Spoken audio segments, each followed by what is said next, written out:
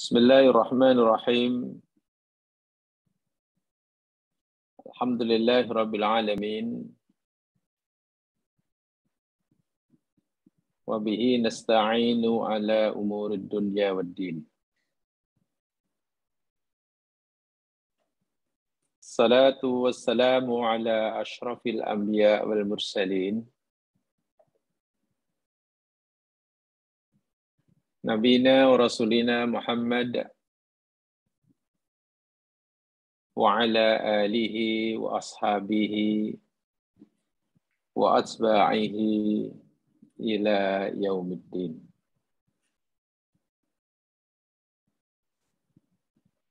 Raditu billahi wa rabba wa bil islami dina. Wa bi Muhammadin nabiyya wa rasulah.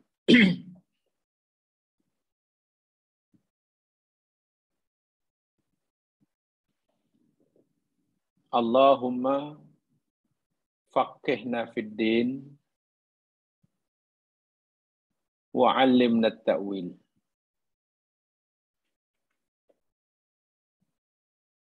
Qala Allah Ta'ala fil Qur'anil 'azim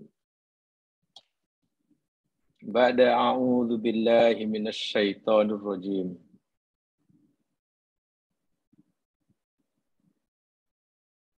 Alladzi khalaqal mauta wal hayata liyabluwakum ayyukum ahsanu amala.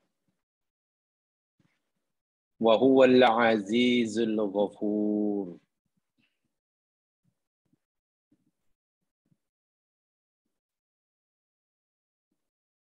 Surah Al-Mulk ayat yang kedua yang bermaksud yakni Allah adalah zat yang telah menciptakan kematian dan kehidupan kerana Dia hendak menguji kamu. Siapa di antara kamu orang yang paling baik amalannya. Dan Dia Allah itu Maha Perkasa lagi Maha Pengampun.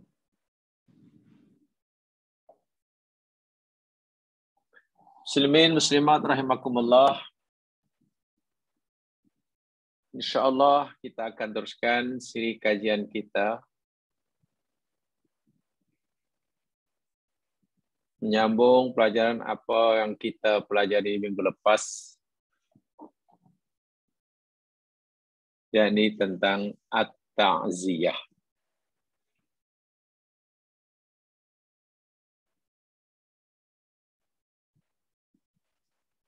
Tajuk at-ta'ziyah sebetulnya banyak memberikan kita pengajaran.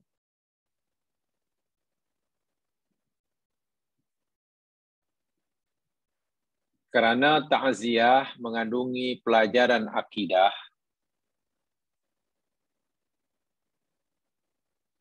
mengandungi pelajaran syariat,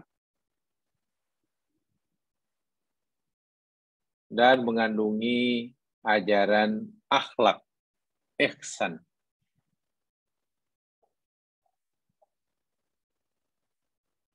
Aspek akidah dalam ta'ziyah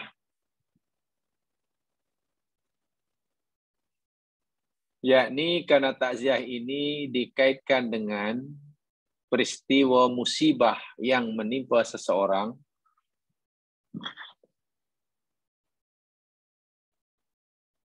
maka aspek sudut akidahnya ialah sama ada yang memberikan takziah, melakukan takziah atau yang menerima takziah hendaklah punya keyakinan yang seyakin-yakinnya bahwa musibah apapun yang menimpanya ianya telah ditetapkan oleh Allah semenjak zaman azali. Dengan ayat yang mudah, aspek iman atau akidah dalam bab takziah yakni keimanan yang berkaitan dengan adanya qada dan qadar.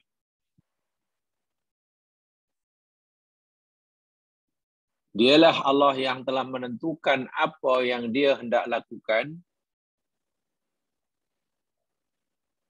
kepada siapa, di mana, bila, semuanya di bawah masyiatullah. Itu secara ringkas aspek akidahnya. Aspek syariahnya, sebagaimana yang telah kita pelajari, berkaitan dengan definisinya, tentang hukum hakamnya. Apa yang kita nak pelajari sebaik nanti, yakni tentang masa bila ia melakukan, kita disuruh melakukannya. Ini kaitannya dengan syariat. Adapun aspek ihsan atau akhlaknya ialah sesuai dengan makna takziah itu sendiri, yakni at-tasliyah wal hassu ala sabri biwa'dil ajri, seperti mana yang telah kita pelajari pada siri lepas. Satu usaha, satu upaya seseorang untuk membantu orang yang ditimpa musibah mampu bersabar.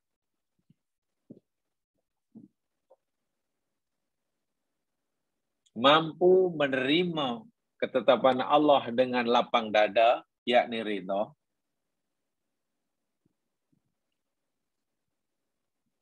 Dengan memberitahukan kepadanya akan balasan yang besar yang Allah sediakan baginya.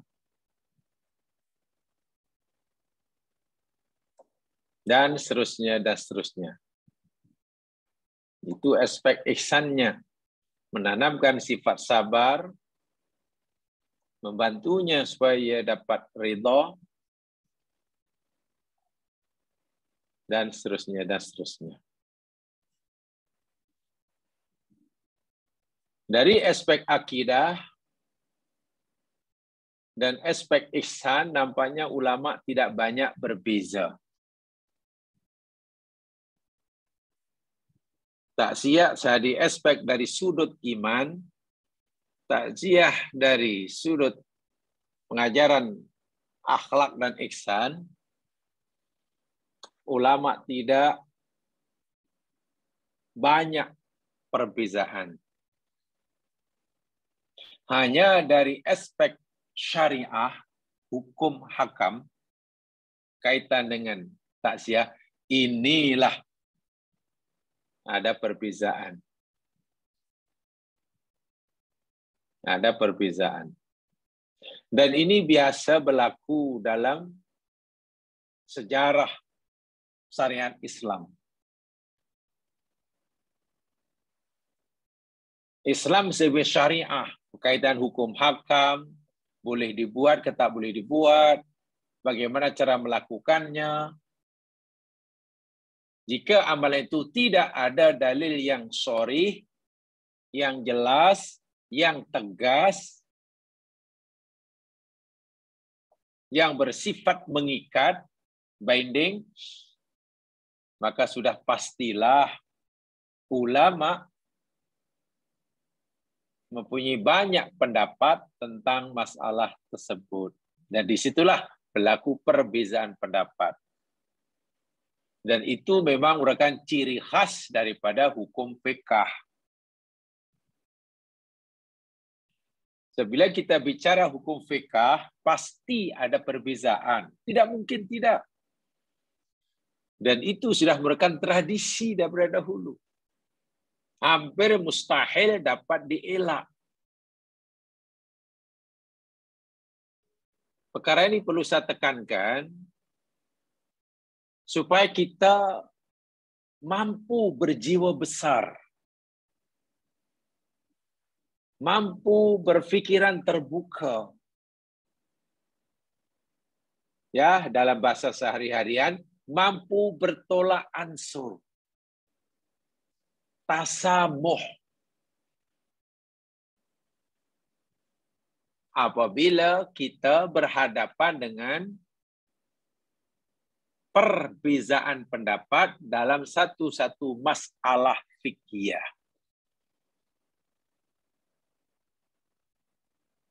Karena memang berbeza pendapat dalam satu-satu masalah,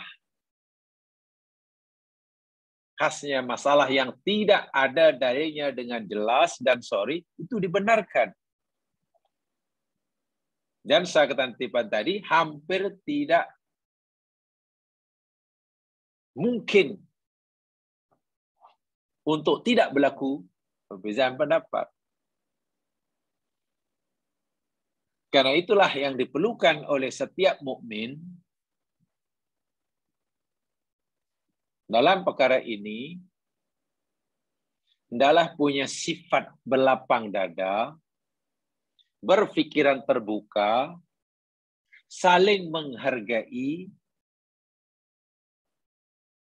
antara satu dengan yang lain bila menghadapi perbezaan pendapat.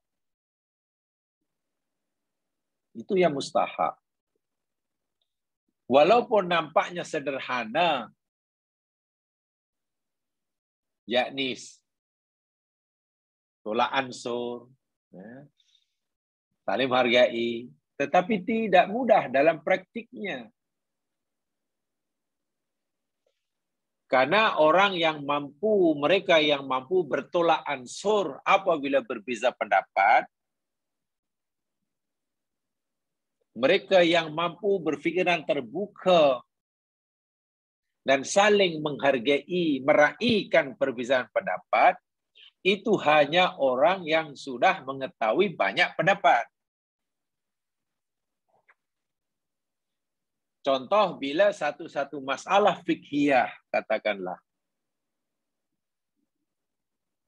Satu-satu masalah fikhiyah. Yang sebenarnya dalam masalah itu ada 4 pendapat. Yang masing-masing punya alasan dan dalil. Bila kita hanya mengetahui satu pendapat daripada 4 pendapat itu,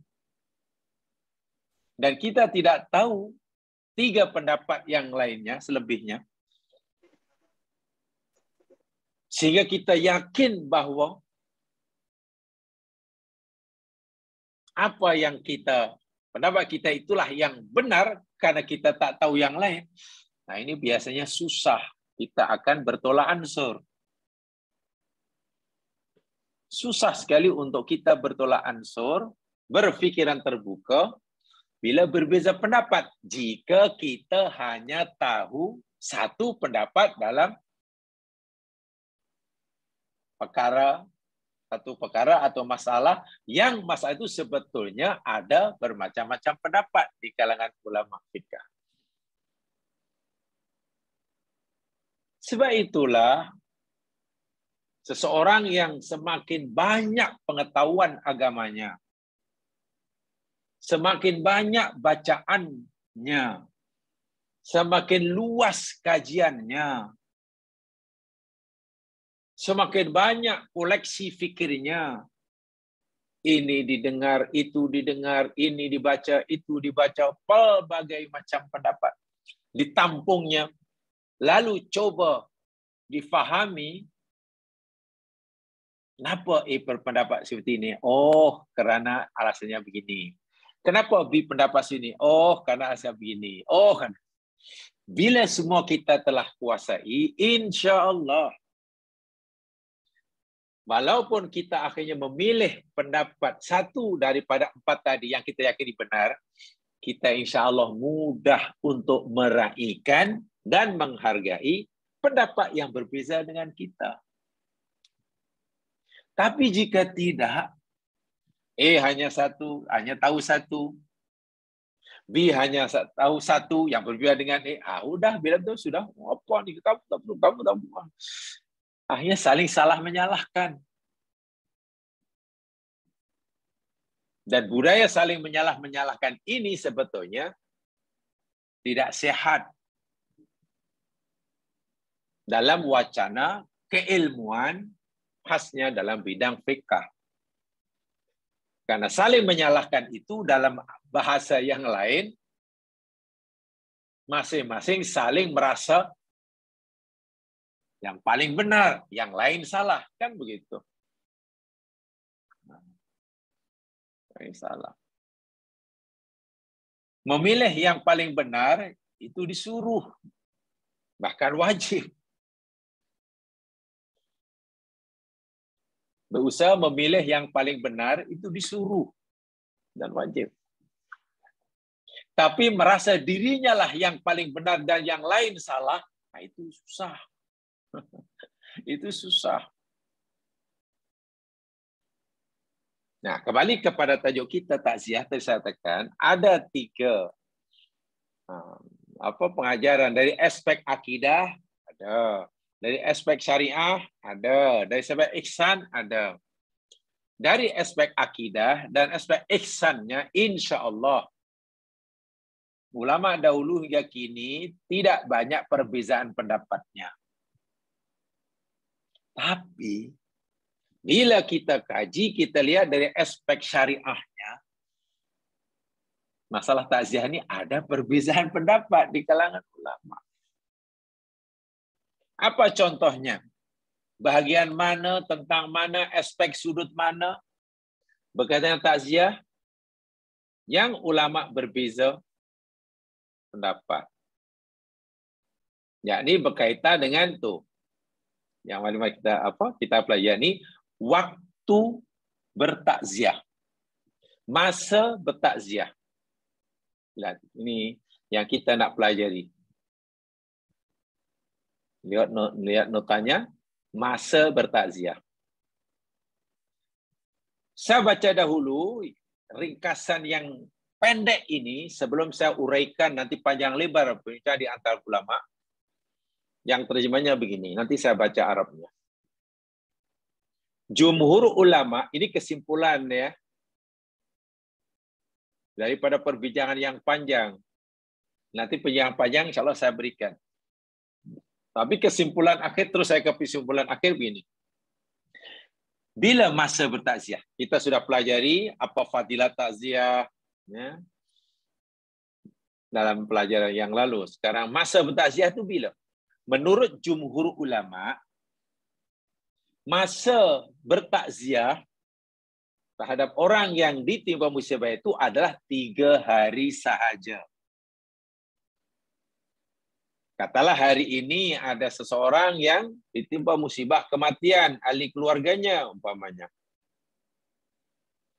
Maka kita digalakkan takziah yakni selama 3 hari. Bermula pada hari ini, besok dan seterusnya. Dan dimakruhkan lebih dari 3 hari.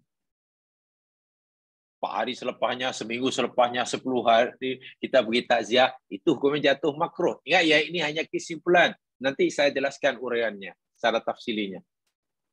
Nah, ini kan berkaitan dengan fikih ini. Bila sudah bicara tentang diharuskan, disunatkan, dimakruhkan, ini katanya sudah hukum. Kayaknya sudah hukum fikih. Dan memang bila sudah bicara sesuatu dari aspek fikih, pasti ada perbedaan pendapat. Pasti itu yang saya katakan tadi. Kenapa dimakruhkan bila sudah lebih 3 hari? Karena tujuan takziah itu untuk menenangkan hati orang yang ditimpa musibah. Itu tujuannya. Tujuan awal takziah itu sendiri, yakni tasliyah. Setelah 3 hari, hati seorang yang ditimpa musibah itu biasanya sudah menjadi tenang. Justru bila ada takziah selepas itu, akan mengingatkan semula kepada kesedihannya. Sedangkan bila orang dimusibah itu sedih, tujuan takziah untuk menenangkannya. Menerima musibah itu dengan lapang dada. Sehingga kesedihan dah tak ada. Itu tujuan takziah.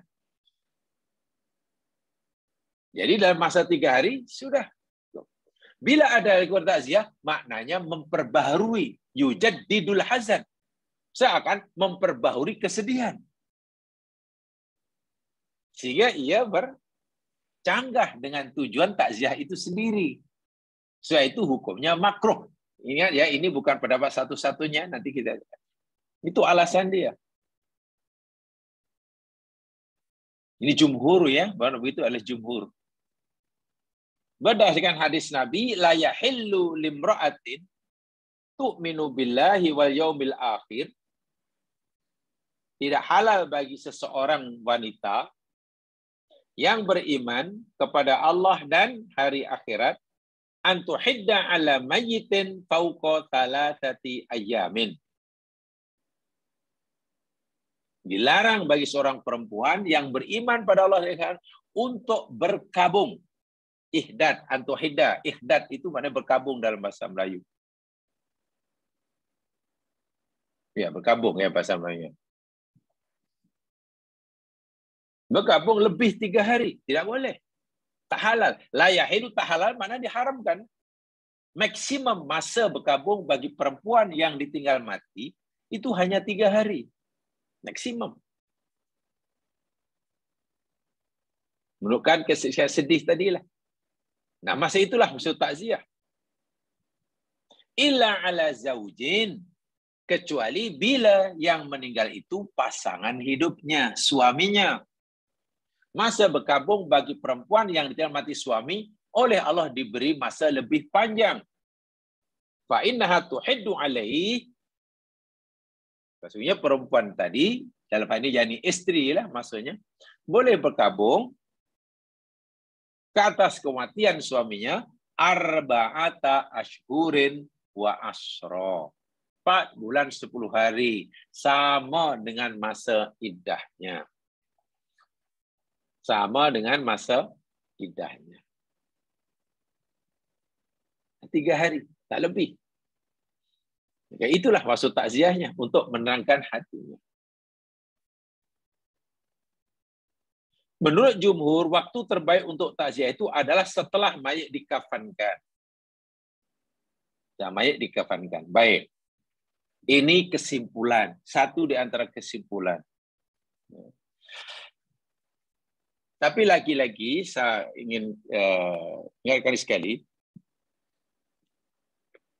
ini aspek fikah. Sudut fikahnya. Yang ada perbezaan pendapat. Uraiannya secara lengkapnya begini. Karena panjang ya dalam bahasanya, tapi saya simpulkan tadi, begini ya lengkapnya. Jamaah dengar saja. Fahadihil mas'alah qad ikhtalafa ulama fiha ala qaulaini. Dalam masalah menghadkan masa untuk bertakziah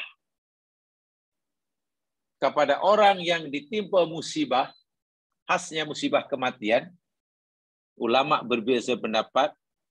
Ada 2 pendapat di sini. Had masa tentang berapa lama, ada 2 pendapat. Al-qaulul awal, pendapat yang pertama, dan ini pendapat jumhur tadi ya, qila 3 ayamin ba'da dafni ala tahdid. Pendapat pertama, menghadkan, membatasi,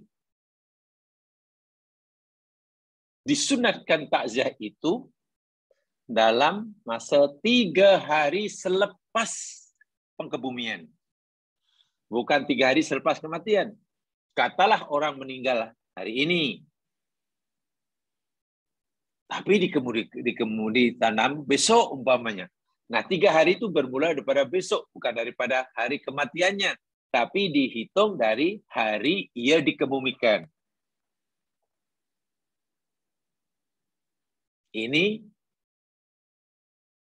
kata Asy-Syaikh Abu Muhammad Al-Juwaini, sebagaimana yang dinukilkan oleh Imam An-Nawawi yang bermadzhab Syafi'i dalam kitabnya Al-Majmu'. Satu. Ini saya nukilkan dari sana. Wa tukrahu ta'ziyah, dan dimakruhkan pergi takziah pada orang yang tiba musibah kematian itu ba'da thalathati ayamin, selepas 3 hari, makruh. Sama 3 hari sunat. Bukan ganjarannya besar itu tadi seperti mana kita pelajari minggu lepas. Wasah hikmahnya, pahalanya. Lepas 3 hari makruh. Ala ma dhahaba ila jumhurul fuqaha, mengikut pendapat jumhurul fuqaha, majority ahli fiqh. Statement ini saya kutip dari kitab Al-Majmu' Syarah Al-Muhadzab, Syarhul Muhadzab dari Imam An-Nawawi. Imam An-Nawawi sendiri rahimahullah berkata, qala ashabuna, ulama kami, imam-imam kami, kata Imam An-Nawawi, berkata, wa tukrahu ta'ziyatu ba'da thalathati ayamin. Jemaahnya sudah sampaikan tadi kesimpulannya. Dan dimakruhkan takziah itu selepas 3 hari daripada hari pengkebumian mayatnya. Li'anna ta'ziyah litaskini qalbil musab. Karena tujuan maklumat takziah itu untuk menenangkan, menenteramkan hati orang yang ditimpa musibah. Fal ghalibu anna sukuna qalbihi ba'da thalathah. Dan secara ghalibnya, pada umumnya, tenangnya jiwa seorang di tempat musibah itu selepas 3 hari. So, 3 hari itu kira maksimum. Fala yujaddidu lahul hasan. Maka jangan kamu perbaharui kesedihannya. Bila kamu takziah lebih 3 hari, bermakna kamu telah memperbaharui kesedihan orang itu yang sudah tenang. Ini bermakna bercanggah dengan tujuan takziah. Tujuannya menenangkan, malah menimbulkan kesedihan semula. Hakadha qala al-jamaahir. Inilah pendapat yang dipilih oleh jumhur ulama kami, kata Imam An-Nawawi. Imam ini bermadzhab Syafi'i. Nah, statement Imam An-Nawawi ini saya kutip dari kitab beliau Al-Adhkar An-Nawawiyah.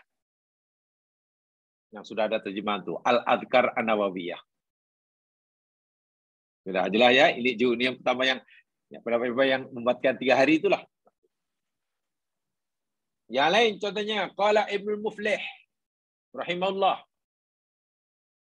dalam kitabnya Al-Mubdi'. Yani wa'daha fi mustami ila thalathati ayamin. Disunatkan tu hanya dalam 3 hari saja. Dan ini juga lah yang dipilih oleh Syihab Al-Amadi, Abu Faraj. Yukrau ba'daha litahyijil hazan. Karena bila dilakukan selepas 3 hari, bermakna memperbaharui kesedihan. Orang dah tenang, dah sabar, tambah lagi. Hanya saja kata Imam Ibnu Muflih ada tambahan. Wastasna bil ma'ali idza kana ghaiban fala ba'sa biha idza hadara.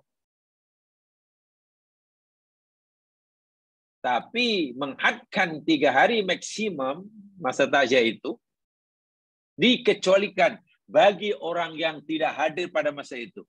Katalah ada orang meninggal hari ini. Ditanam hari ini. Disunatkan takziah 3 hari selepasnya.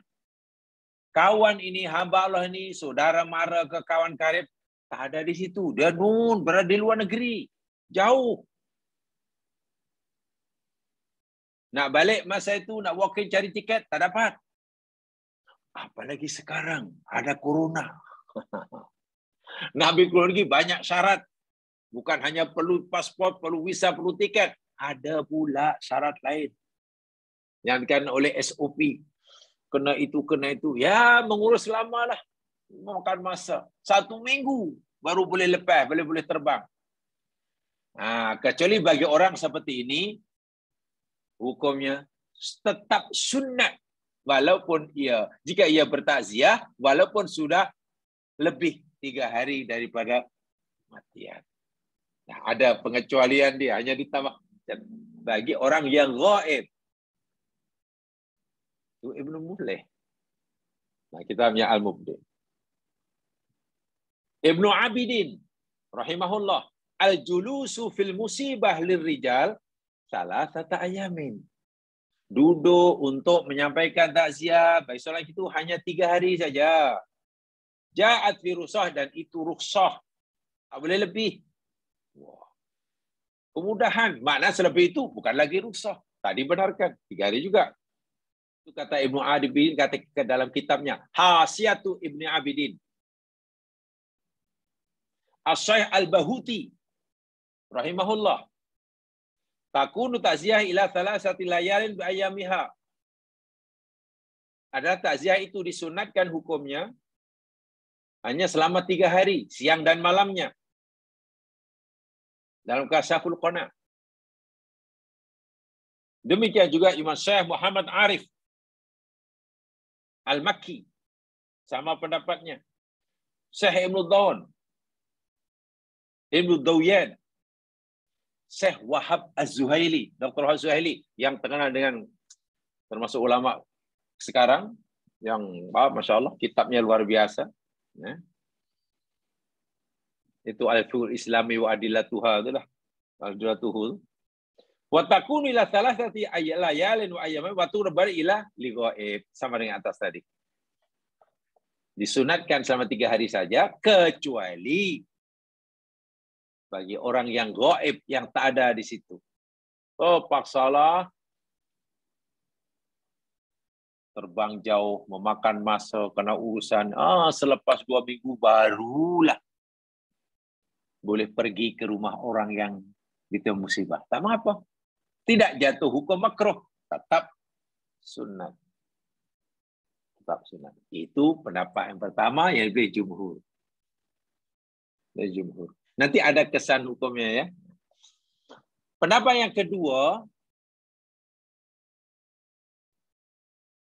qalat ta'ifatun min ashabis Syafi'i. Ada satu kumpulan daripada pengikut mazhab Syafi'i berkata, dan juga Ahmad bin Hanbal dalam kitabnya Al-Insaf.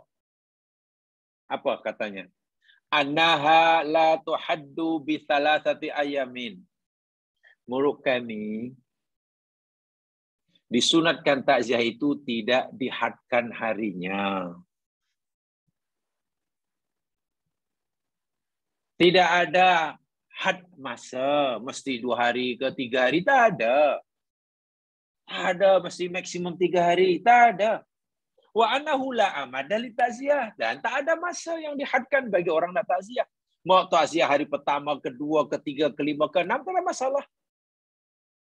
Bal tabqa ba'da thalathati ayam. Bahkan hukum sunnah takziah itu masih kekal wujud walaupun selepas 3 hari kematian. Tak ada masalah. Wa in tala zaman, walaupun masa lama selepas itu.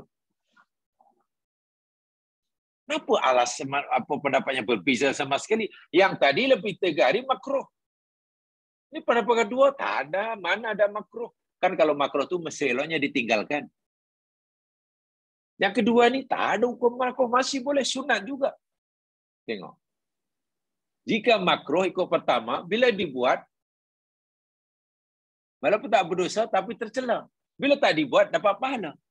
Ikut yang kedua, tak ada makruh, tetap sunat. Walaupun dah 1 minggu, 2 minggu selepasnya. Dibuat dapat pahala. Tak dibuat, rugi. Kan kesan hukum dia. Rupanya, cara melihat masalah takziah itu untuk pendapat kedua ini lain. Pendapat pertama tadi, tujuan takziah itu yakni tasliyah, untuk membantu dia supaya bersabar, menenangkan jiwanya atas musibah yang menimpanya. Itu tujuan takziah. Memang makna takziah itu tasliyah. Tapi pada kedua ini tidak. Oh, takziah bukan itu. Tujuan takziah bukan semata-mata untuk membantu orang itu mampu bersabar. Itu hanya salah satu dari tujuan takziah. Ada tujuan takziah yang lain. Yakni apa? Tujuan takziah yang lain yakni malil gharatu minat takziah ad-du'a. Berdoa, memohonkan pengampunan bagi si mati, memohonkan pengampunan bagi si hidup. Mungkin semasa di musibah dia melakukan kesalahan menurut syara. Jadi tujuan takziah bukan semata-mata untuk tasliyah. Tujuan takziah juga untuk berdoa, mendoakan buat si mati dan juga mendoakan bagi yang hidup. Karena tujuannya untuk itu, maka tidak boleh dihadkan masa untuk bertakziah. Boleh. Mana boleh tidak boleh mendoakan, memohonkan keampunan bagi dosa si mati lebih 3 hari. Mana ada? Itu sepanjang masa. Itu alasan kenapa pendapat kedua ini memilih tidak ada limit. Dan ini yang dipilih oleh Syekhul Islam Imam Ibn Taimiyah. Tengok. Imam Ibn Taimiyah memilih tak ada had, tak ada limit. Seperti mana yang dikutip oleh Ibnu Muflih dalam kitabnya Al-Furu'. Tengok. Jadi perbezaan tentang pembatasan hari itu karena mereka berbeza memandang tentang tujuan takziah itu untuk apa. Pendapat pertama tadi jumhur melihat tujuan hemah takziah untuk tasliyah semata. Kalau tujuan itu memanglah tak boleh lebih 3 hari. Sebab biasanya 3 hari sudah tenang. Jangan diusik lagi jiwanya, sedih lagi. Sebab tajdidul hazan itu hukumnya dosa yang masih tidak boleh. Saya ulangi, memperbaharui kesedihan itu dalam syariat Islam tidak boleh. Tapi ini yang sering berlaku. Ini bukan syariat Islam ya. Saya ingat misal agama lain adalah katalah ada satu umpamanya apa. Ini dah dahulu ada peristiwa yang juga menyakiti mencuat kita tahun bila itu. Ketika berlaku bencana kondominium Highland Tower runtuh tu. Tahun bila itu pada tahun kan. Wah, ya adalah banyak terkorban. Yang Muslim, non-Muslim. Kemudian ada pula upacara. Setiap tahun, setiap tarikh. Setahun pada tarikh berlakunya runtuhan kondominium Highland Towers. Oh, ahli waris datang di situ. Tafakur. Letakkan bunga. Nyalakan lilin. Oh, tak apalah. Itu orang bukan Islam. Memang dalam Islam tidak ada. Itu lalu sedih. Aslinya dah tak menangis dah 1 tahun. Tengok itu menangis lagi. Itu dalam Islam tidak dibenarkan. Orang Islam tak boleh ikut. Memperbarui kesedihan itu dilarang. Masa ditimpa musibah, kita dulu sabar. Bukan malah mengeluh. Bila kita sudah mampu bersabar dan sudah tidak mengeluh, sudah alhamdulillah. Jangan diulangi. Jangan diperbarui mengeluhnya. Sedih lagi. Ini kadang kita terikut-ikut. Itu tak boleh itu. Dari sisi Islam tidak dibenarkan. Jadi kalau pertama tadi, kalau takziah itu tujuannya untuk tasliyah, maka dan orang itu sudah tenang, janganlah diperbarui kesedihannya. Bila kamu takziah lebih 3 hari, nanti sedih lagi. Tak boleh. Tapi karena pendapat kedua, tujuan takziah bukan semata-mata untuk tasliyah. Bukan.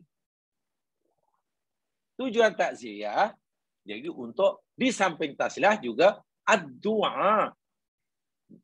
Jika tujuannya untuk berdoa, memohonkan keampunan bagi si mati, mohonkan pengampunan bagi si hidup, karena mungkin melakukan kesilapan, kurang bersabar, ya tidak bolehlah dihadkan masanya hanya 3 hari. Sepanjang masa. Sepanjang masa. Itu yang dipilih oleh pendapat kedua. Contohnya, Imam Ibnu Taimiyah. Pilih itu. Termasuklah mengikut beliau yang sekarang banyak di Arab Saudi, ketuanya Mufti Arab Saudi, Syekh Abdul Aziz bin Baz pun berkata begitu. Al-uzza'u laisa lahu ayyamun mahdudah. Bahwasanya pergi takziah bagi orang yang nak takziah tiadalah baginya hari-hari yang ditentukan. Tak ada. Hari yang dihadkan, tak ada. Bal yusra'u min hinin khurujir ruh. Bahkan disyariatkan oleh agama bermula daripada keluarnya roh dari badan si mati. Qabla solati al mayit wa ba'daha, sama ada sebelum mayit itu disolatkan ke, selepas disolatkan ke. Walaysa li ghayati ahadun bisar'il mutahhar sawan kana dalika lailan au nar, malam ke, siang ke, tak ada masalah kan. Saungkana dalika fil bait, sama ada takziah itu disampaikan di rumahnya ke, atau jumpa di jalan ke, atau kawan itu jumpa di masjid ke, boleh. Tidak tentukan masanya, tidak dihadkan masanya, bahkan tidak ditetapkan tempatnya, kata Abdul Aziz bin Baz. Maksudnya menepati syariat takziah. Pahalanya sama. Takziah di rumahnya, menyampaikan takziah di rumahnya dapat pahala jika ikhlas karena Allah. Menyampaikan takziah di masjid karena jumpa di masjid dapat pahala juga. Atau mungkin jumpa di jalan dapat pahala juga. Au fil maqbarah, atau mungkin jumpa di tanah perkuburan dapat pahala juga. Au ghairi dzalika minal amakin, atau mana-mana tempat lah. Ini fatwa Abdul Aziz bin Baz, ulama Arab Saudi. Saya kutip daripada fatwa beliau dalam kitab Majmu'u Fatawa wa Maqalat utamanya. Termasuk yang menyetujui pendapat kedua ini, ya tentu yang sefahaman ya, bila sebut Syekh Imam Ibnu Taimiyah, itu pasti pengikutnya ramai daripada Arab Saudi. Sampai toh yang lain, Syekh Nasiruddin Albani, itu memang satu fikrah. Syekh Muhammad Nasiruddin Albani contohnya. Apa kata beliau dalam kitab beliau yang terkenal Ahkamul Janaiz? Syekh Nasiruddin Albani mengarang buku Ahkamul Janaiz.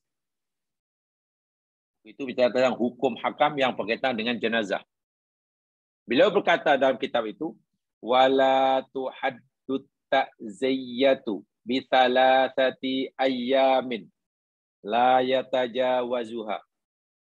Dan tidaklah dihadkan masa bertakziah itu selama 3 hari sahaja dan tidak boleh melebihinya, tidak boleh melebihi, tidak. Tak ada peraturan seperti itu. Bal mata ra'al faidah atabiha. Bahkan bila mana saja seorang itu mengetahui akan manfaat takziah kepada orang yang musibah, dia boleh lakukan bila-bila masa. Pertama, kedua, hari ketiga, hari minggu pertama, minggu kedua, bahkan bulan sebulan. Tak ada masalah. Kata Nasiruddin Albani. Dan tadi saya katakan, Syekh Ibnu Taimiyah, Syekh Albani, yang pendapatnya banyak diikuti oleh fikrahnya, banyak diikuti oleh ulama-ulama daripada Saudi, sehingga badan fatwa dan kajian ilmiah Arab Saudi, Fatwa Lajnah Ad-Daimah lil Buhus wal Ilmiah, Buhus Ilmiah wal Ifta, dia telah melakukan fatwa laisa litta'ziyati waktun muhaddad. Tidak ada waktu yang ditentukan, yang dihadkan untuk kita bertakziah. Tidak. Wala makanin muhaddad, dan juga tidak ada tempat yang ditentukan oleh syarat. Karena tidak adil, tidak ada dalil membatasi masa bertakziah, membatasi tempat untuk bertakziah, itu tidak ada dalil. Karena perkara ini berkaitan dengan urusan ibadah, maka perlu dalil. Karena tidak ada dalil, maka tidak boleh. Maka tidak boleh menghadkan. Tengok. Jadi ada dua pendapat terpulang, kita naik pilih yang mana. Tapi nampaknya kembali kepada tadi. Pendapat pertama ada betulnya. Pendapat kedua pun tidak ada salahnya. Kalau kita perhatikan, pendapat pertama yang menyatakan takziah itu hanya 3 hari, ada betulnya. Pendapat yang kedua, yang tidak menghadkan takziah itu hanya 3 hari, boleh lebih 3 hari, pun tidak ada salahnya. Macam mana saya berkata begitu? Ya, karena kalau ikut cara berfikir jumhur pertama tadi, seakan-akan mereka berkata begini, kami berpendapat bahwa disunatkan takziah itu hanya dalam masa 3 hari sahaja dan dimakruhkan lebih daripada itu. Kami berkata seperti itu kerana tujuan dan makna takziah itu sendiri ialah at-tasliyah, menghibur, membantu, berusaha membantu orang itu bisa untuk bersabar, untuk tenang hatinya. Dan pada ghalibnya seseorang itu dapat menerima dengan lapang dada atas usia menerima itu maksimum 3 hari. Bila sudah tenang, sudah selesai. Sehingga takziah tidak lagi diperlukan. Tidak ada lagi keperluan untuk takziah, untuk memberi atau menerima. Saya itu sudah jadi makruh. Kan betul kan? Kalaulah cara bunyinya seperti itu, betul lah menghadkan itu. Yang pendapat yang kedua, tidak ada had. Tidak ada salahnya. Kenapa? Karena cara berfikir pendapat yang kedua tadi, seakan-akan pendapat yang kedua berkata, kami berpendapat bahwa takziah itu boleh bila-bila masa. Dalam masa 3 hari ke 10 hari, tak ada masalah. Karena tujuan bertakziah itu bukan semata-mata. Bukan semata-mata untuk tasliyah. Tapi tujuan takziah itu yakni mendoakan. Berdoa buat kebaikan si mati dan juga kebaikan yang ditinggalkannya. Dan masa untuk mendoakan bagi si mati dan ini tidak ada masa yang dihadkan. Saya itu boleh kalau tujuan takziah seperti itu. Nah, kalaulah kita ikuti cara berpikir yang kedua pun tidak ada salahnya. Ikut pendapat pun tidak ada salahnya. Di sini niatkan kalau begitu. Bila kita sudah paham, kita boleh terima kedua-dua pendapat ini. Ya, kita boleh terima pendapat kedua-dua ini. Kenapa? Karena itu tadi. Iya. Karena tujuan saya bukan sekadar menghibur, tujuan saya ini nak mendoakan. Kalau begitu bolehlah, walaupun dah 1 bulan. Nah, itulah indahnya. Jika kita dapat memahami kedua-dua pendapat tersebut. Apatah lagi ya mas sekalian, apa yang patut diucapkan oleh seseorang yang pergi takziah.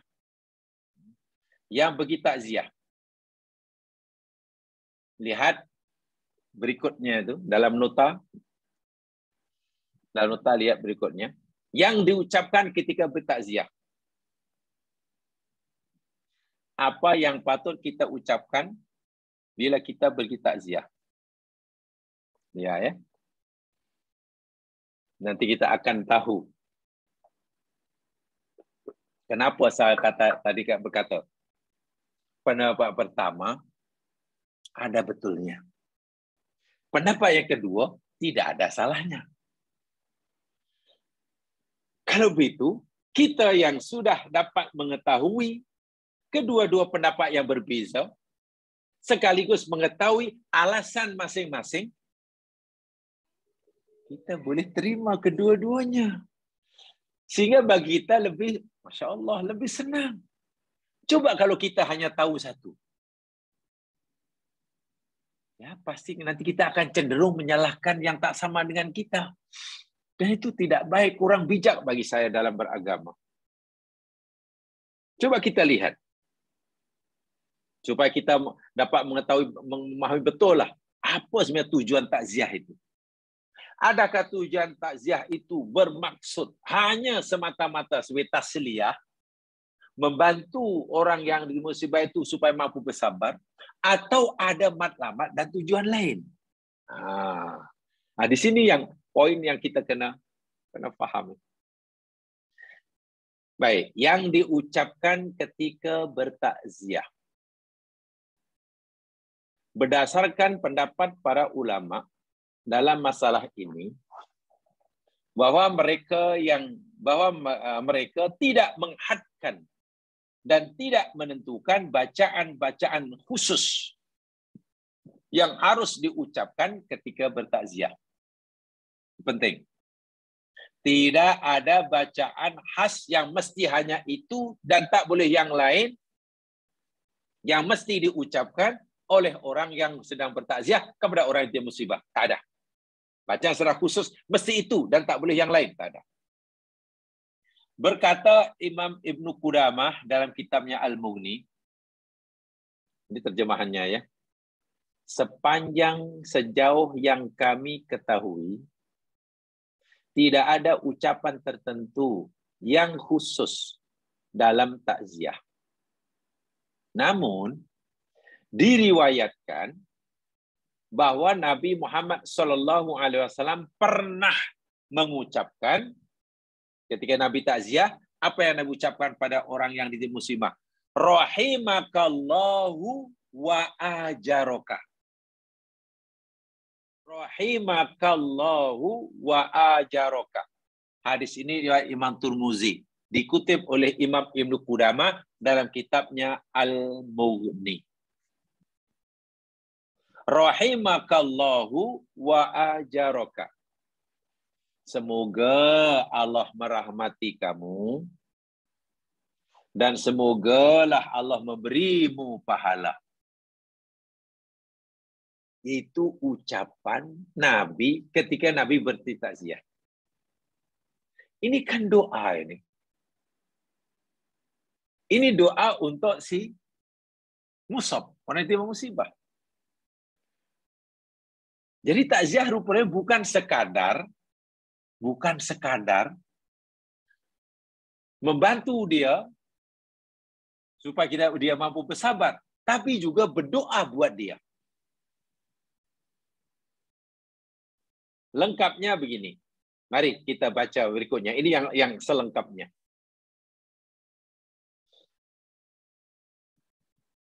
Kita baca. Imam An-Nawawi rahimahullah di dalam kitabnya Al-Azkar An-Nawawiyah berpendapat yang paling baik untuk diucapkan ketika takziah ialah apa yang telah diucapkan oleh Nabi Sallallahu Alaihi Wasallam kepada salah seorang utusan yang datang menemui baginda untuk memberitahukan kabar kepada baginda atas kematian seseorang. kematian seseorang. Dalam kitab Al-Askar, Imani pernah menceritakan satu kisah. Ada orang diutus oleh seseorang. A diutus oleh B. Untuk jumpa Rasulullah. Memberitahu tentang kematian seseorang. Tentang sakit yang kuat dan kematiannya. Kalau dalam bahasa kita, apa dipanggil itu ya?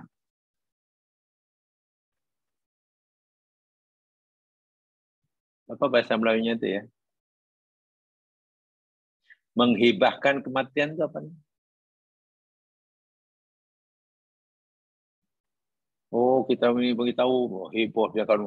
Oh, ini beritahu ya, ini memang telah kembali ke rahmatullah Fulan bin Fulan pagi tadi di hospital ini umpamanya. Kita memberitahu kepada orang itu apa namanya bahasa Melayu itu? Kalau dalam bahasa Arab dipanggil an-na'yu ya. Na'yun. Kalau dalam bahasa agama dipanggil na'yun. Nun, ain, ya. Kalau bahasa Melayu apa ya? Apa? Mungkin tolong beritahu saya. Tahu. Si Asman tahu? Apa bahasa Melayu itu? Memberitahu orang lain tentang kematian seorang.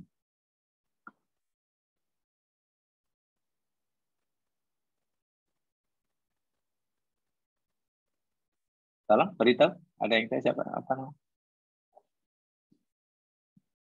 Si Asman tahu? Ada ke tidak nih si Asman? Tetap ditinggal.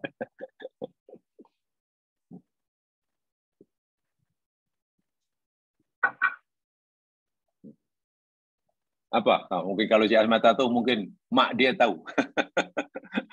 Aja mak, bisa mak. Apa bahasa Melayunya? Saya nak tahu sangat. Melayunya apa? Memberitahu pada orang lain tentang kematian seorang itu. Kalau bahasa agama namanya an-na'yu. Nun ain ya. Kalau bahasa Melayu apa ya? Saya tak tahu bahasa. Takkan menghibahkan kematian, memberitahu. One word, tak ada dalam bahasa Melayu.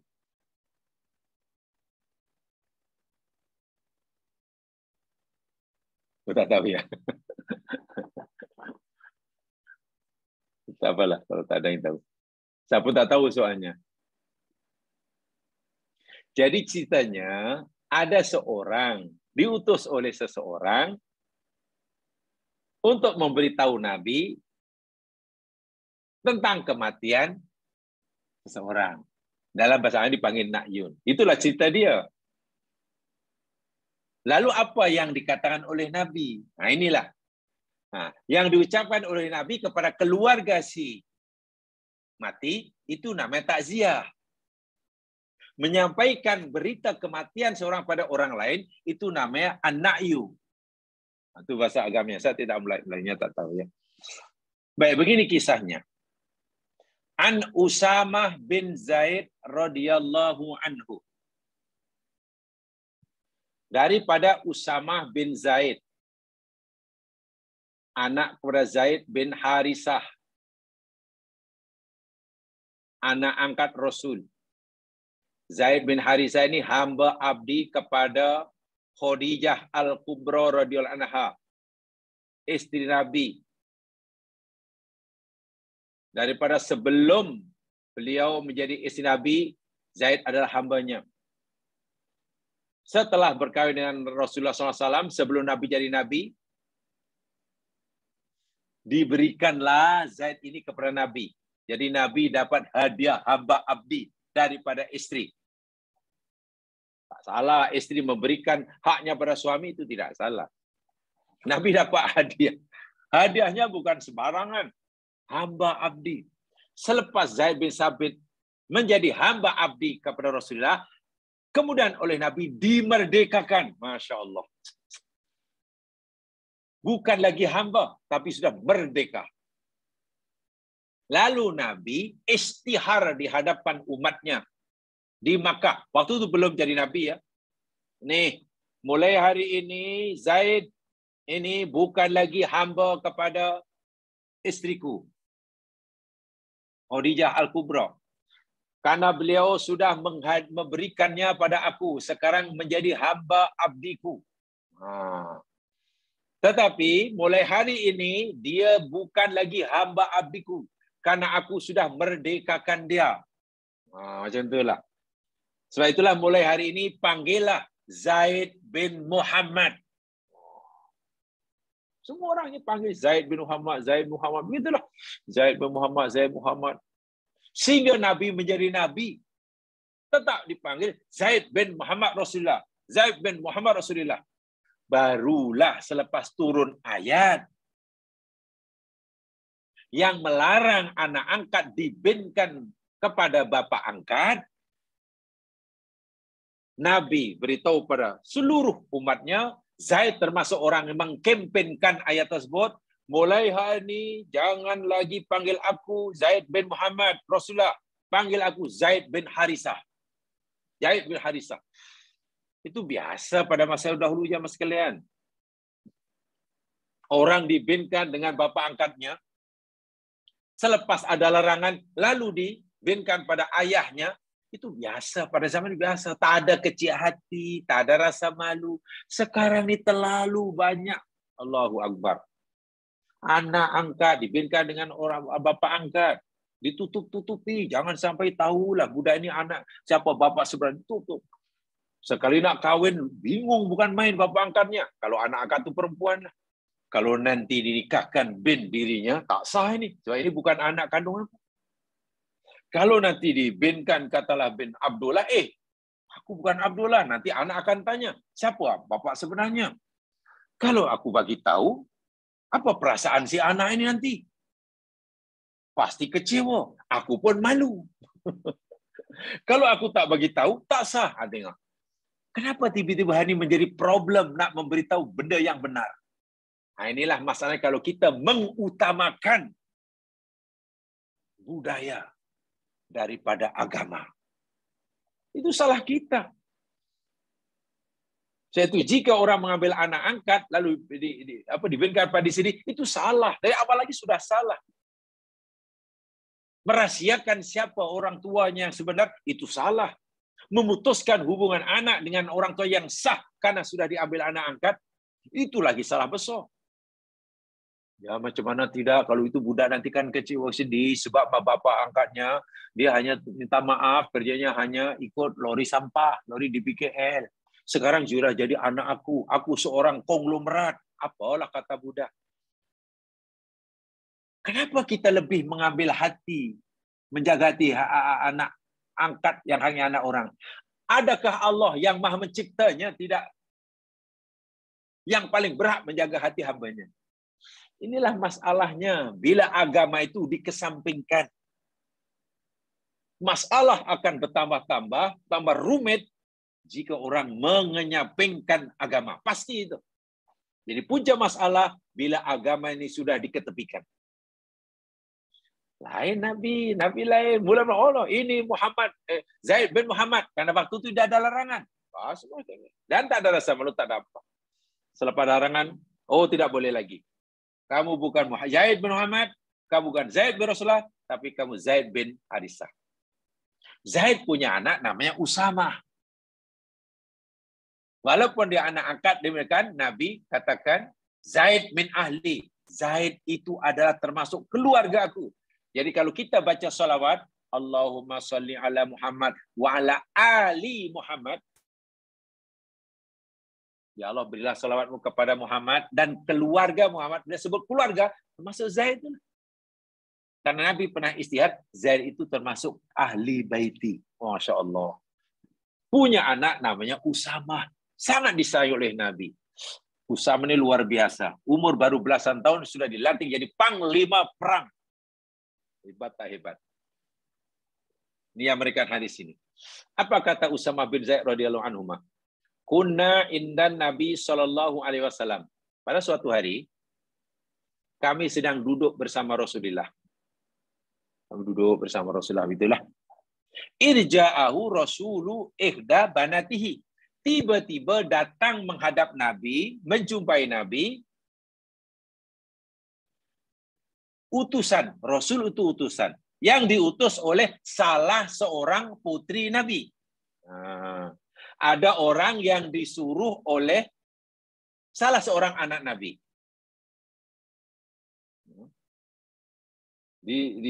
Disuruh oleh yang mutus itu adalah salah seorang putri Rasulullah Shallallahu Alaihi Wasallam.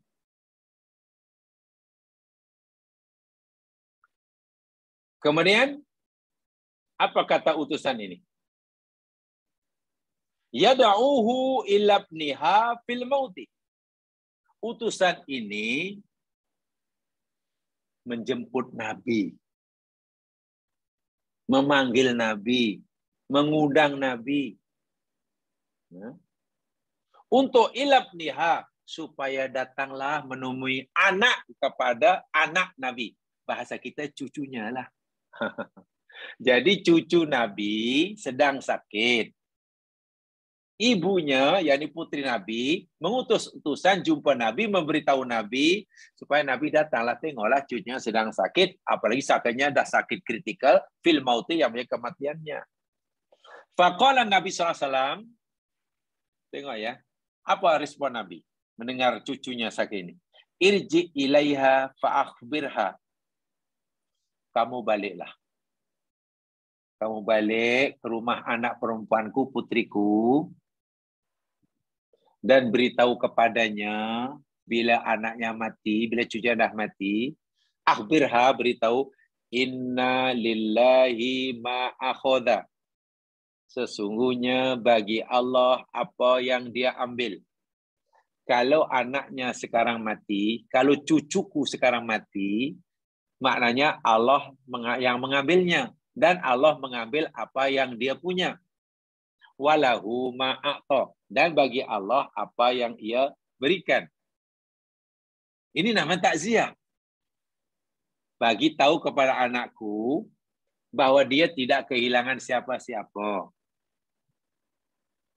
Karena anaknya yang anak itu mati karena Allah yang mengambilnya.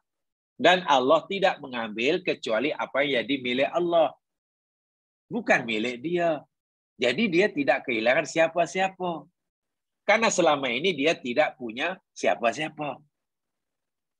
Dahulu pun ketika dia belum punya anak, lalu Allah bagi anak. Anak itu, walahu ma'a'ta. Apa yang Allah berikan pada itu adalah milik Allah. Nah, inilah ucapan takziah. Bila ucapan difahami betul oleh orang yang timpa musibah, pastilah sabar. Wa kullu syai'in indahu bi ajali musamma. Beritahu kepada anakku bahwasanya tiap-tiap sesuatu itu ada ajal yang telah ditetapkan di sisi Allah. Dah tiba masanya. Allah tetapkan bahwa cucuku akan diambil olehnya sekarang.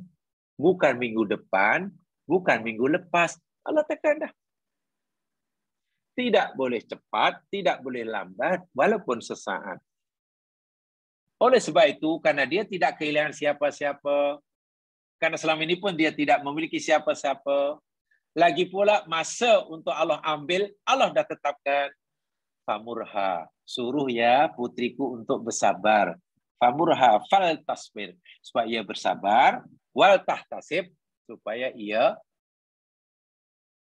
memohon, meminta ganjaran. Ini ucapan takziah Nabi. Ini sekadar contoh ya. Tidak semestinya mengucapkan ini. Itu sekadar contoh.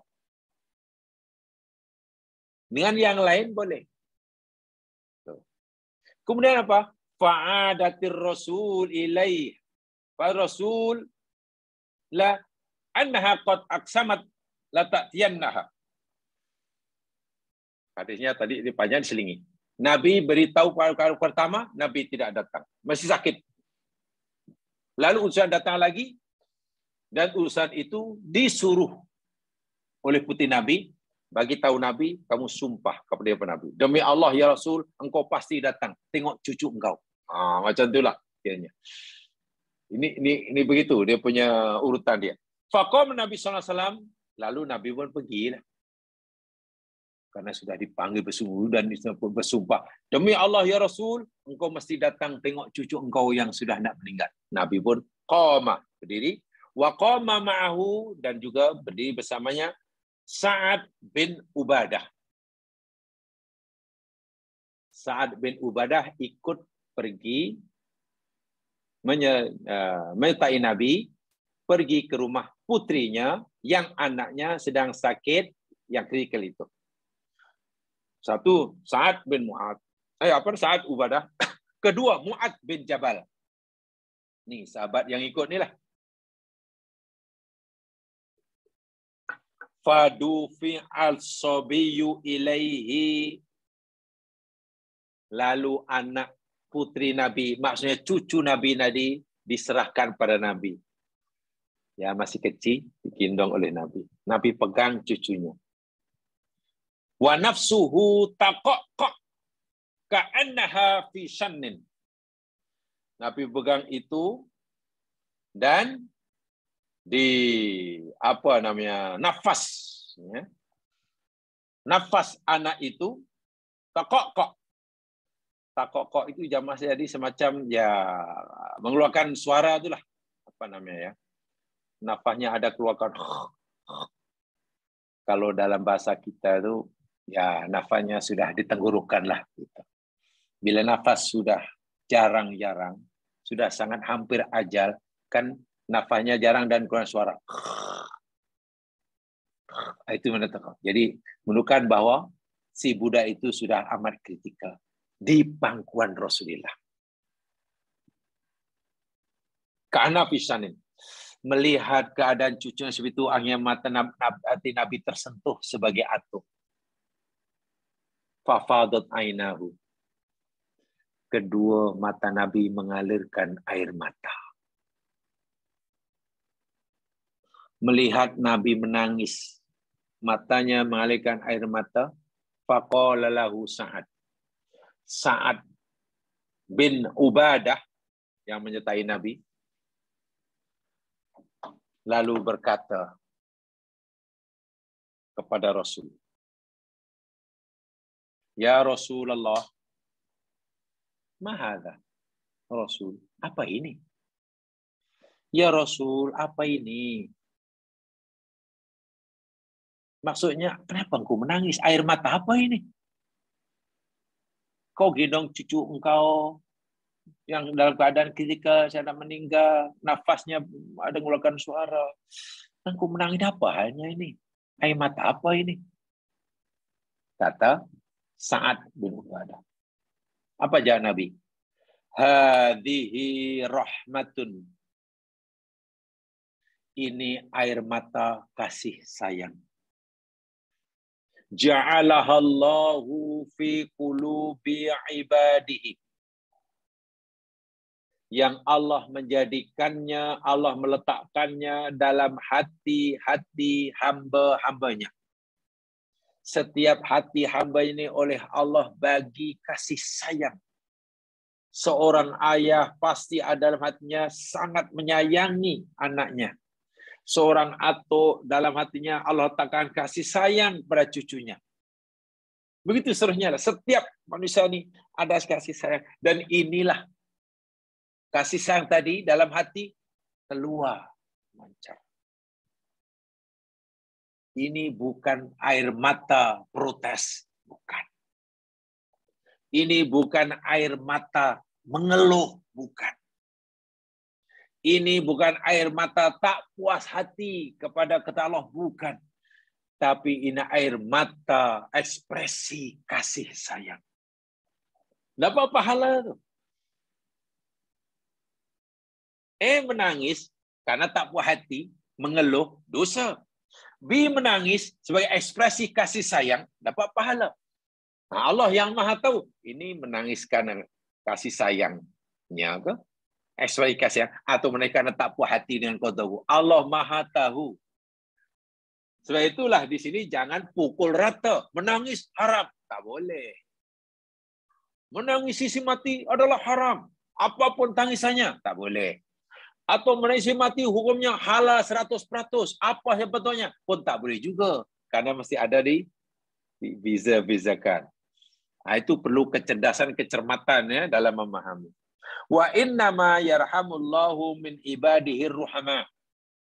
Dan sesungguhnya Allah menyayangi daripada hamba-hambanya. Wa innama yarhamullahu min ibadihi ruhama. Dan sesungguhnya Allah menyayangi daripada hamba-hambanya orang yang punya rasa kasih sayang. Seorang ayah yang punya kasih sayang pada anaknya, sehingga ketika anaknya menderita, dia menangis, tangisan kasih sayang. Allah sayang pada orang tua itu. Seorang atuk melihat cucunya dalam keadaan nazak, menangis, karena timbul ekspresi kasih sayang terhadap cucunya. Allah sayang pada atuk itu. Setiap manusia ini diberi potensial untuk mengasihi. Untuk mengasihi.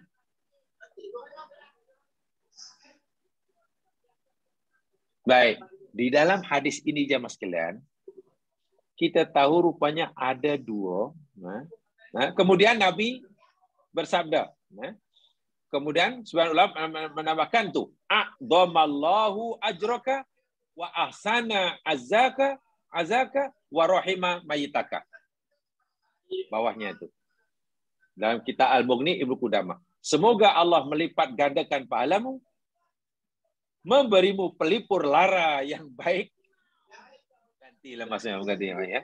Dan semoga dia Allah memberikan rahmat kepada si mayit.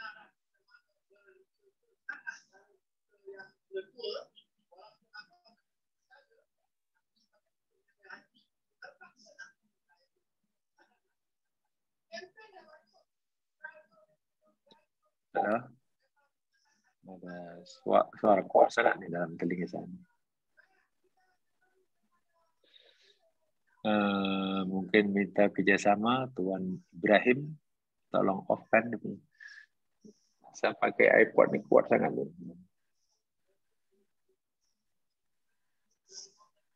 Tuan Haji Ibrahim bin Muhammad Husin, mungkin tolong kerjasama, off-kan dia punya audio untuk sementara. Ya, terima kasih. Baik, dari hadis ini jemaah sekalian, kita tahu rupa-rupanya tujuan takziah itu memang betul ada dua. Bukan satu. Dalam hadis inilah. Pertama yakni menghibur, tasliyah. Membantu orang yang ditimpa musibah mampu bersabar. Dari mana kita ambil kesimpulan itu? Dari ucapan Nabi tadi. Bagi tahu kepada dia, inna lillahi ma'akhot. Sesungguhnya Allah mengambil apa yang dia punya. Dan Allah memberikan apa yang dia punya. Allah mengambil kepunyaan dia, miliknya. Allah dahulu pun memberikan pada kita apa yang dimiliknya. Bermakna, kamu yang ditinggal mati oleh anak-anak kamu, kamu tidak kehilangan siapa-siapa. Karena Allah tidak mengambil siapa-siapa. Ini ucapan takziahnya. Yang kedua, tujuan takziah rupanya mendoakan si mati, juga mendoakan orang yang ditinggal. Contohnya Nabi bersabda, a'zamallahu ajra. Mudah-mudahanlah Allah akan memberikan kamu ganjaran yang banyak lagi besar. Mudah-mudahan Allah akan memberikan kamu pelipur lara pengganti daripada yang mati ini yang lebih baik. Dan mudah-mudahan Allah mengasihi, merahmati si mati. Berdoa. Jadi ada dua itu takziah. Sebab itu kalau kita tujuan takziah hanya untuk tasliyah, memanglah memilih pendapat maksimum 3 hari, itu betul. Tak boleh lebih. Tapi jika kita mau menerima pendapat tujuan takziah, di samping tasliyah juga mendoakan si mati dan si hidup, maka lebih 3 hari pun tidak salah. Membatasi 3 hari tidak bijak. Tengok tuh. Jadi mereka memandangnya seperti itu. Bagi kita, terima kedua-duanya. Nah, kemudian begini pertanyaannya. Kenapa hanya dibatasi 3 hari? Jika tujuan takziah itu untuk tasliyah. Nah, ini mungkin pertanyaan yang baik juga. Ya mas sekalian, semua kita sudah paham ketika kita bicara dalam siri-siri yang lepas itu. Nabi pergi takziah, orang itu tak puas hati, mengamuk. Nabi suruh sabar, dia mengamuk. Karena rupanya si orang itu tak tahu. Yang bagi nasihat itu Rasulullah. Saya pun baliklah. Orang itu diberitahu, kamu tahu tak? Orang yang kamu marah tadi Rasulullah. Kenapa sikap macam tu? Dia menyesal, lalu pergi menemui Rasulullah. Cari Rasulullah. Wah, cari, lalu jumpa Rasulullah. Ya Rasulullah, minta maaf Rasul. Kalau begitu kami sabar, ya Rasul, kami sabar. Apa Nabi kata? Innamas sabru inda sadamatil ula. Puan, perintah sabar, kewajiban bersabar, bila berlaku musibah, itu indah sodamatil ula. Pada pukulan hentakan kali pertama. Maknanya kalau selepas itu sabar itu sudah tidak ada nilainya. Nah, disinilah ulama memahami kalau itu had maksimum untuk kita bersabar. Dan bila kita bersabar masih dikira bersabar. Gitulah. Masih ada nilai di sisi Allah, had maksimumnya. Kalau berdasarkan hadis tadi lah, di atas tadi. 3 hari. Musibah kematian tu. Jika lepas 3 hari, kata 1 minggu, baru bersabar, kesabaran itu sudah tidak lagi dinilai sabar. Karena had maksimum 3 hari. Itu fahaman pertama tadi, ke sana arah dia. Saya itu mau tak mau, kalau orang itu ingin bersabar dan dapat pahala dengan kesabarannya, bila kematian, maksimum 3 hari. Sebab itu takziah hanya 3 hari. Kalau dia untuk tasliyah, takziah hanya 3 hari. Lebih itu, tak boleh lagi. Kalau sabar juga, boleh tetapi tidak lagi dinilai sabar. Sebab sabar ada nilainya bila dilakukan pada masa yang ditetapkan. Kemudian ulama memahaminya berkat hadis yang dibacakan di atas tadi, sebelum tadi. Tidak halal bagi perempuan untuk berada kecuali 3 hari, kecuali suaminya. Mana maksimum 3 hari. Masya Allah. Sejauh itu ulama memahaminya. Jadi kalau orang ditinggal mati, ada kematian hari ini, mengeluh, masih tak faham, masih merasa puas hati, masih belum tahu kenapa Allah timpakan misalnya sedang dia belum puas hidup. Selepas 2 bulan berfikir, merenung, tanya sana, tanya situ, lalu ya Allah, selepas 2 bulan berlalu ya Allah, selepas hamba berfikir kanan kiri, depan belakang tolak campur darab bagi hambamu mengambil keputusan, ya Allah, hambamu sabar dan ridho. Tapi selepas 3 bulan berlalu, tak dikira sabar tuh. Maksimum hanya 3 hari. Nah itu tuh alasan yang pertama tadi. Dan betul, kalau itu alasan seperti itu, memang pendapat pertama betul. Pendapat yang kedua pun menyetujui. Kalau memang tasliyah itu tujuannya hanya untuk takziah itu tujuannya hanya untuk tasliyah. Tapi jika takziah tujuannya untuk doa, maka tidak bolehlah kita hadkan masanya. Paham ya, jemaah sekalian? Begitulah perbincangan fikih dalam masalah ini.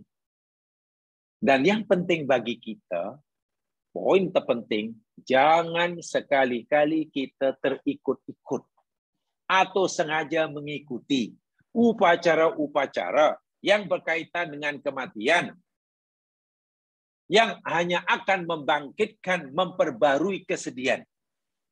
Ingat, tarikh kematiannya ulang tahun kematian, nangis lagi, nangis lagi. Itu tidak boleh dalam agama. Tajdidul hazan itu dilarang. Bila kalau orang bukan Islam itu memanglah mereka dosa bukan karena itu saja. Mereka dosa syirik itu dah ibu segala dosa. Mereka melakukan syirik itu ibu segala dosa. Mereka adalah, mungkin ada di situ ada aksiden, tiap tahun di tempat itu ada orang berbondong-bondong, malam hari nyalakan lilin, pakai ini, letakkan bunga dan seterusnya dan seterusnya dan lain sebagainya. Itu dia orang lah, kan? Kita tidak dibenarkan sama sekali. Dalam agama kita dilarang. Jangan sekali-kali. Jangan sekali-kali. Nah, sebab itu sepatutnya, saya ulangi sekali, bila kita ikut apa yang dicontohkan oleh Rasulullah, ya, berpandukan pada Rasulullah SAW, tidak ada masalah. Agama ini menjadi mudah. Timbul masalah bagi kita jika apa yang kita pilih untuk kita lakukan itu bercanggah, menyeleweng, atau bahkan berlawanan dengan syariah. Pasti masalah. Pasti. Tapi kalau betul-betul ikut syariah, betul-betul syariah, tak ada masalah. Sebab tidak mungkin Allah turunkan peraturan yang membuat kita bermasalah. Tidak mungkin. Agama Islam penyelesai masalah. Ya, bukan menambahkan masalah.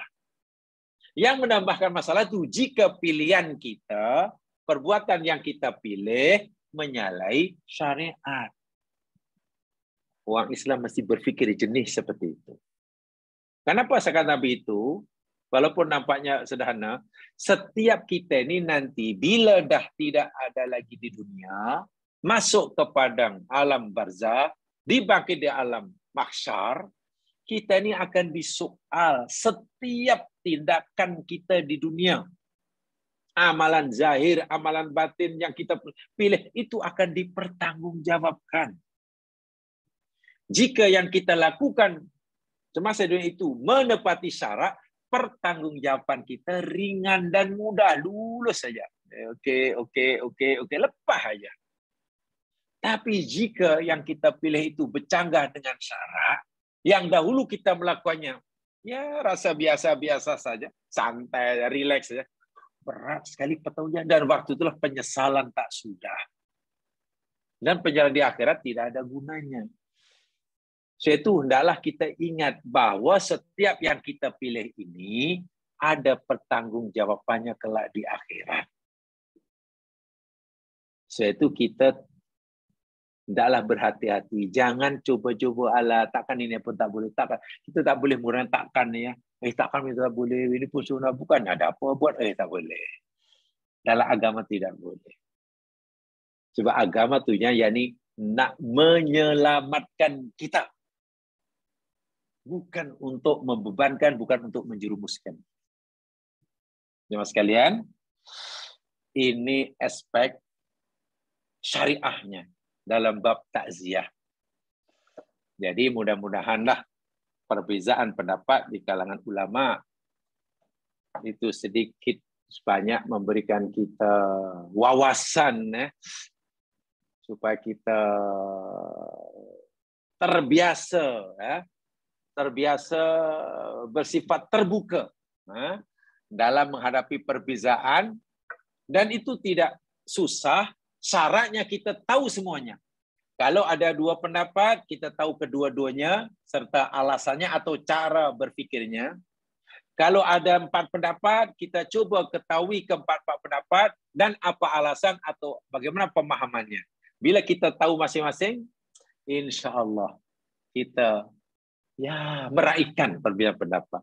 Tapi kalau tidak, kita hanya tahu satu, dan kita fikir hanya satu, wahal pendapat tentang masa itu mungkin lebih daripada satu, itu biasanya kita akan sesak nafas. Kita akan mudah menggelabah, muka bingung, dan itu tidak baik. Dalam beragama kurang bijak. So itu kenapa ulama-ulama dahulu, walaupun mereka banyak berbeza pendapat dalam satu masalah, mereka boleh bersatu padu, saling menghargai, saling memuji. Imam Syafi'i memuji Imam Malik, walaupun banyak pendapatnya Imam Syafi'i tak setuju. Imam Malik memuji masa bertuah punya murid macam Imam Syafi'i. Imam Syafi'i memuji muridnya Imam Ahmad bin Hanbal. Imam Abi Hasan menghormati Syafi'i. Walhal mereka ini mempunyai banyak perbezaan dalam banyak masalah. Karena itu tadi, mereka saling dapat memahami cara berfikir. Oh, dia begitu karena berfikirnya mulai ini. Kalau saya begini mulai ini. Khasnya dalam masalah yang tidak ada dalilnya secara sharih, secara qat'i, secara jelas daripada agama. Ima berupa ayat Quran maupun hadis Nabi. Nah, bila tidak ada itu, biasanya ulama akan punya keleluasaan untuk berpendapat. Dan itu wajar. Sangat-sangat wajar dan biasa. Jadi kita latih berpikir begitu dalam beragama. Ini dari aspek fikahnya, yakni hukum bertakziah tentang masa bertakziah. Jadi itu saja yang sempat kita pelajari malam hari ini. Mudah-mudahan sedikit banyak menambahkan sedikit pengetahuan. Anggap sajalah yang kita pelajari sebagai kunci saja. Kunci. Jadi anggap saja saya hanya memberikan kunci pada jamaah sekalian. Ya, namanya kunci belum bermanfaat.